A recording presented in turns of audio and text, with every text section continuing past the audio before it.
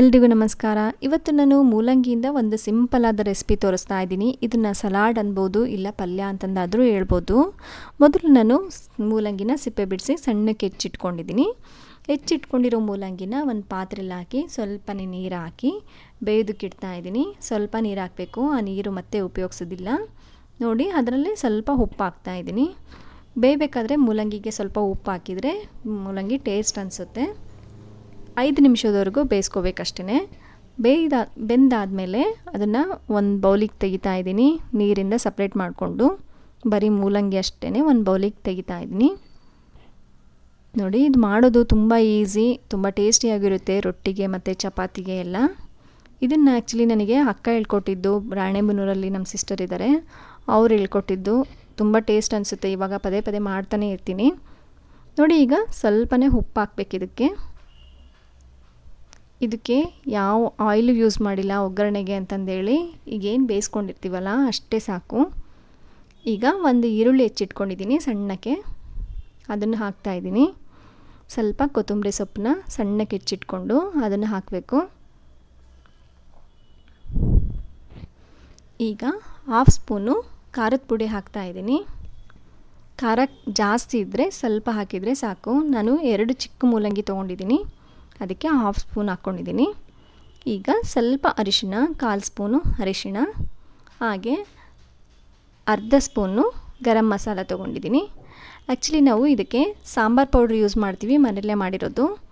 ಆದರೆ ಅದು ಎಲ್ಲರ ಮನೆಯಲ್ಲೂ ಇರೋದಿಲ್ಲ. ಗರಂ ಮಸಾಲ ಆದರೆ ಎಲ್ಲರ ಮನೆಯಲ್ಲೂ ಇರುತ್ತೆ ಅಂತ ನಾನು ಇಲ್ಲಿ ಗರಂ ಮಸಾಲ ಯೂಸ್ ಮಾಡಿದ್ದೀನಿ.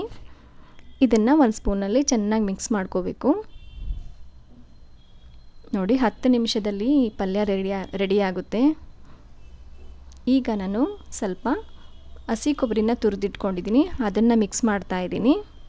ಟೇಸ್ಟು ತುಂಬ ಚೆನ್ನಾಗಿ ಅನಿಸುತ್ತೆ ಹಸಿ ಕೊಬ್ಬರಿ ಇದ್ದರೆ. ಅದನ್ನು ಹಾಕ್ತಾ ಇದ್ದೀನಿ. 1 ಬೌಲ್ನಷ್ಟು ಹಸಿ ಕೊಬ್ಬರಿ ಹಾಕಿದ್ದೀನಿ. ಇದನ್ನಷ್ಟೇ ಚೆನ್ನಾಗಿ ಮಿಕ್ಸ್ ಮಾಡಿಕೊಂಡ್ರೆ ಪಲ್ಯ ರೆಡಿ. ಇದು ಮನೇಲಿ 2 ಥರದ ಪಲ್ಯ ಮಾಡೋರಿಗೆ ಈ ರೆಸಿಪಿ ತುಂಬ ಚೆನ್ನಾಗಿ ಅನಿಸುತ್ತೆ. ಹಾಗೆ ಡ್ಯೂಟಿಗೆ ಹೋಗೋರಿಗೂ ಅಷ್ಟೇ. ಚಪಾತಿ ರೊಟ್ಟಿ ಹೇಗೋ ಕಷ್ಟಪಟ್ಟು ಮಾಡಿರ್ತಾರೆ, ಆದರೆ ಪಲ್ಯ ಮಾಡೋದಕ್ಕೆ ಟೈಮ್ ಆಗೋದಿಲ್ಲ. ಆದರೆ 10 ಮಿನಿಟ್ಸಲ್ಲಿ ಪಲ್ಯ ಮಾಡೋದ್ರಿಂದ ಅವರಿಗೂ ತುಂಬ ಯೂಸ್ ಆಗುತ್ತೆ.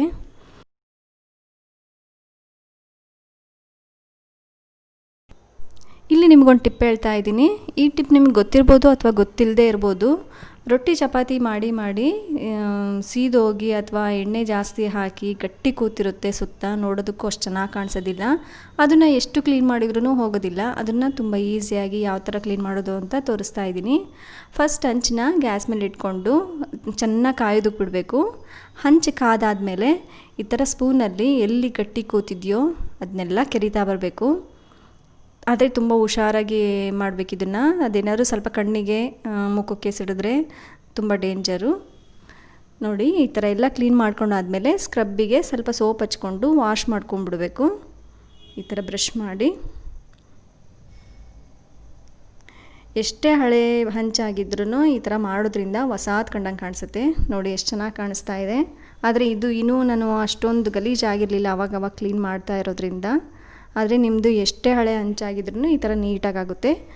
ನೀವು ಮನೇಲಿ ಟ್ರೈ ಮಾಡಿ ನೋಡಿ. ಇಷ್ಟ ಆಗಿದ್ದರೆ, ನನ್ನ ವೀಡಿಯೋಗಳು ನಿಮ್ಗೆ ಇಷ್ಟ ಆಗಿದ್ದರೆ ದಯವಿಟ್ಟು ಲೈಕ್ ಮಾಡಿ, ಕಮೆಂಟ್ ಮಾಡಿ. ಸಬ್ಸ್ಕ್ರೈಬ್ ಮಾಡದೆ ನೋಡ್ತಾ ಇದ್ದರೆ ದಯವಿಟ್ಟು ಸಬ್ಸ್ಕ್ರೈಬ್ ಮಾಡಿ. Thank you.